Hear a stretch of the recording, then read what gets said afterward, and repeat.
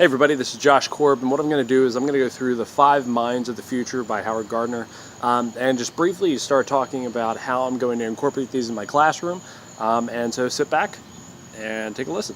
So we must immediately expand our vision beyond standard educational institutions. In our cultures of today and of tomorrow, parents, peers, and the media play a role in education as least as significant as do authorized teachers and formal schools. If any cliche of recent years ring true, it is the acknowledgement that learning must be lifelong, and this is by Howard Gardner himself.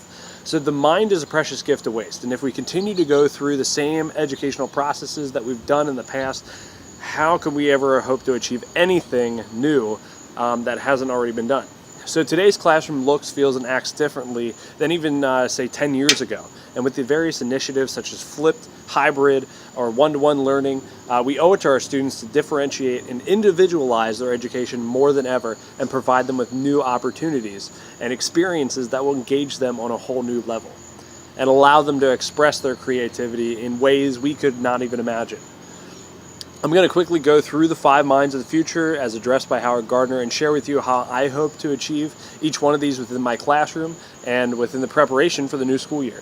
So the first mind is the disciplined mind, which is the creating of a classroom of expert learners. And as Howard Gardner states, the disciplined mind has mastered at least one way of thinking, a distinctive mode of cognition that characterizes a specific scholarly discipline, craft, or profession. Every single student is unique, and I don't think anybody's going to argue with that. Some are athletes, while others are more interested in reading a good book or writing a good story, and while others are just interested in listening, playing, or writing music, and to each their own. If we continually, however, only teach to one of those groups versus another, we're bound to lose some. It's just inevitable. We're going to lose students that we're not talking directly to, and we can easily sort of address this by just getting to know our students right from the get-go and trying to incorporate their interest into our classrooms. So my goal for engaging the disciplined mind is catering to the individual needs of every learner in the classroom, which is easier said than done, but I'm going to try it. The second of these 5 minds is the synthesizing mind, which is helping students digest information overload. And Howard Gardner states once again that the synthesizing mind takes information from disparate sources, understands and evaluates that information objectively, and puts it together in ways that make sense to the synthesizer and also to the other persons that are involved. So technology is a blessing and a curse, and I think that people would agree with me on that point. Too much information can cause students to overload and not understand anything, while too little information doesn't get them the information that they need to understand in the first place. So my goal for engaging a synthesized mind is to prepare my students for the digital age in which we live in and provide them with the necessary skills that will help them navigate the world of the World Wide Web that's all around them. The third of these 5 is the creating mind, or the creative mind, which is allowing students to have voice and choice in the classroom. The creating mind breaks new ground. It puts forth new ideas, poses unfamiliar questions, conjures up fresh ways of thinking, and arrives at unexpected answers, again stated by Howard Gardner. So who knows if we have the next Albert Einstein or the next Steve Jobs in our classroom, or just the next great politician or the next great scientist or teacher or whatever. So our futures are unknown at this point of our students. So if we continually, or if we don't really, allow students to express their creativity and challenge their abilities, we are squelching any potential and squeezing all creativity out of our students, which we've been doing time and time again. Do this PowerPoint, do this worksheet, and that's not going to bring out creativity in our students. Sorry. They will be able to choose how they demonstrate mastery of a concept. So my goal is to engage the creative mind in every single one of my students by giving them voice and choice in the way that they complete activities or complete assessments or complete projects.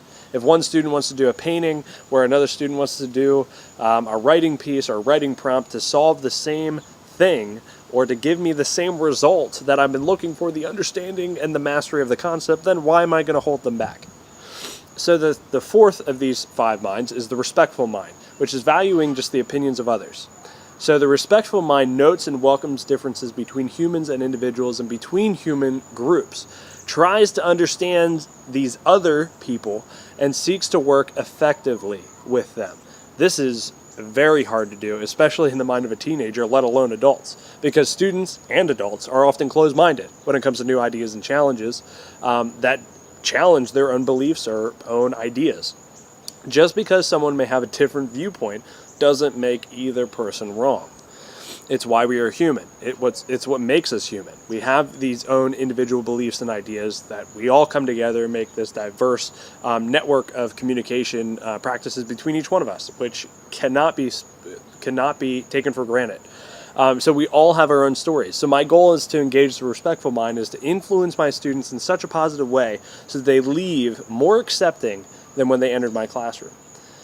They will welcome new thoughts, they're going to welcome new ideas, and think of it not as a challenge, but an opportunity to grow and learn something new. And that's my hope. And the last of these 5 minds is the ethical mind, which is just doing the right thing.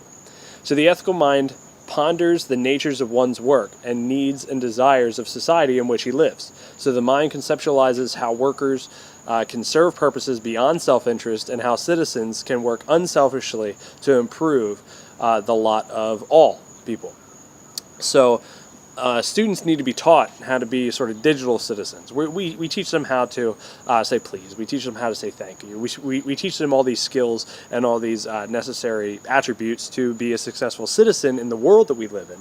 But what about the digital world, where they spend 90% of their time tweeting or they're Snapchatting? So how can we do this? How can we positively influence our kids? So the need to understand how much their voice can come back to haunt them in the future and how much power they actually have over themselves and over each other by the things that they say online, and how that doesn't go away is how we can sort of help save them. My goal is to engage the ethical mind, is to promote positive online collaboration and positive attribution for works that are not their own. So copyright, we have to talk about that. My students will learn what it means to be a digital citizen, learn what it means to be a 21st century learner. And that's what I hope to instill upon my students. And these are my 5 minds. Going into the new school year, I'm excited to see what happens and see what transpires. So thanks for watching. This has been Josh Korb. Peace out.